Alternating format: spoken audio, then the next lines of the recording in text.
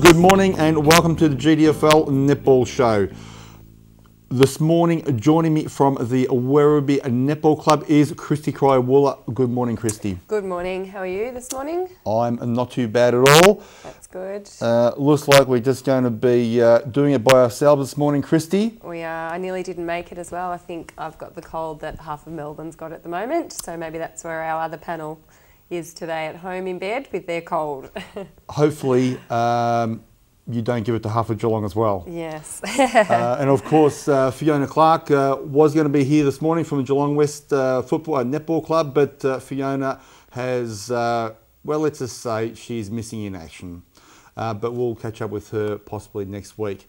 Looking at last week's games, first game off the top, Belpost Hill travelled down to Inverleigh and came away with a comfortable win, 84-56. High scoring game, Kristy. Fabulous. I know this is a goal that Terry sets himself to score over 60 goals, which I sometimes think it can be unreasonable in the conditions that we play in, being outdoor courts, and you have to factorise in the wind and the conditions and things. And it wasn't a great day last Saturday, but fantastic effort for them. And was Kim back at goal shooter again? Because this may be a result of that. She definitely was back a goal shooter. Laura Schramm, from what I am led to believe, nearly a best on court performance in goal attack. Great. So yeah, this is of course all stemming from the Belpost Hill East Geelong game a couple of weeks ago. Yep. And yeah, maybe they've hit something there. Maybe they've definitely. And I suppose Inverleigh coming off a win last week against East Geelong, probably thought they might have been in with the show. Yes. But yeah, I don't know. I mean, that's a great effort for Belpost. Exceptional score. I still would have expected them to win. I probably wouldn't have expected them to win by that much. And also was Sinanu playing in defence yesterday? Because I think when they've got her, that also makes the team a lot stronger. Sinanu was playing last week. Yep. But I believe she was a bit on the crook side. She might have that bug that you've got. Oh, there you go. Because I think you and her don't live too far away from each other. Oh, there you go. But it's amazing. It's 140 goals shot in 60 minutes. Yeah, that is huge. I mean, was there any defence played?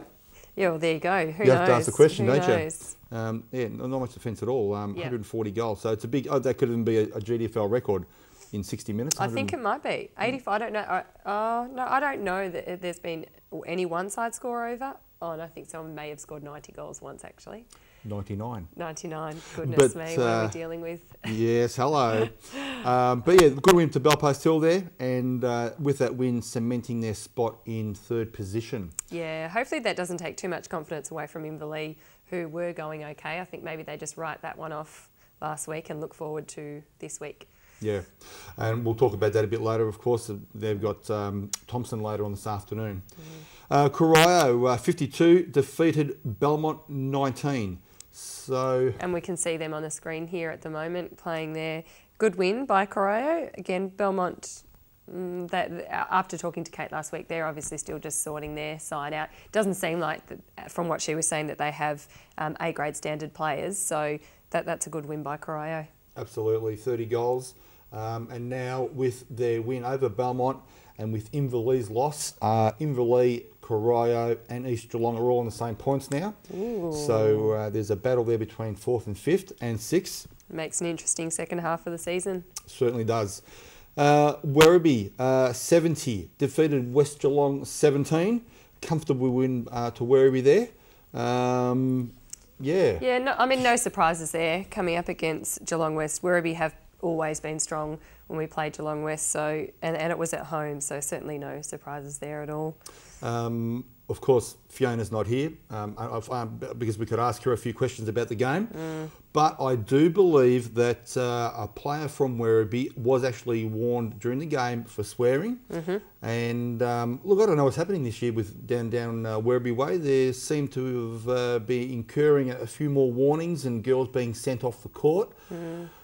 I can't personally comment for why that might be having. Something's frustrating them maybe, but certainly I don't think we will just sit here and say just Werribee, because I think if we looked at all sides, we'd have complaints from all sides. And you know yourself, Birdie, you've got into trouble yourself as a coach 2 weeks ago. So let's not be quick to judge Werribee. Something's frustrating them though, because this isn't the Werribee that I know of, a team to swear or a team to backchat umpires. But, you know, I don't know. There's always two sides to a story.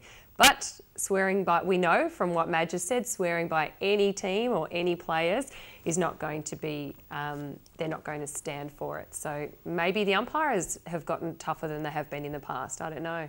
Maybe with the swearing issue. I don't know about the actual umpiring.